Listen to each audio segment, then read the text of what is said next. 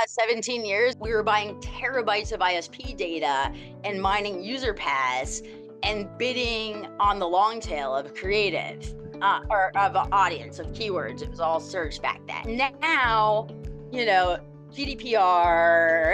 IDFA, Cambridge Analytica, which got like way too much credit.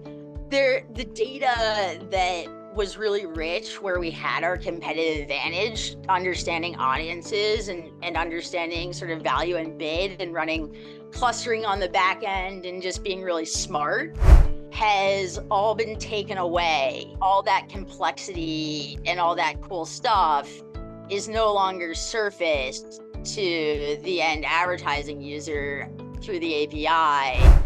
Instead, that complexity is obfuscated on the back end, and the narrative from a meta is just give me a whole bunch of creative to put into our amazing system and we'll find the right audience at the right time because we have wider, better data than anybody else has. It's going to be able to take all the cost away from human creative so that we're able to test more, have diversity, have experimental design. Yeah, I mean, I still see a lot of siloed point solutions, and I still see people not looking at empirical data. A lot of this is still emotional and guessing, and I still think that there's way too much focus on audience and bidding.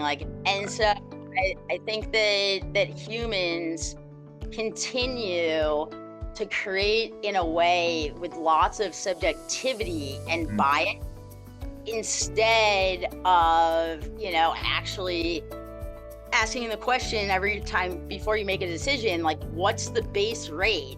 And then what are the things that are going to predict the objective odds of success given a historical range of outcomes in similar situations, and setting up a proper experimental design of experiment in order to answer the question why.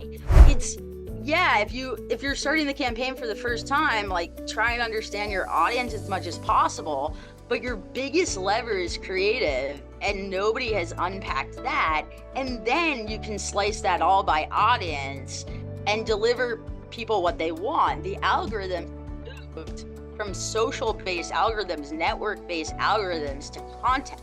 Facebook is now saying creative is the new targeting. But brands for DDC, auto-generative, and doing combinatorics and doing full factorial designs, and that can still exist.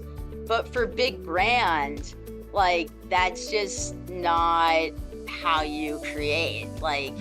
And so there's no real AI auto-generative creative solution yet that can match the empathy that the human brings in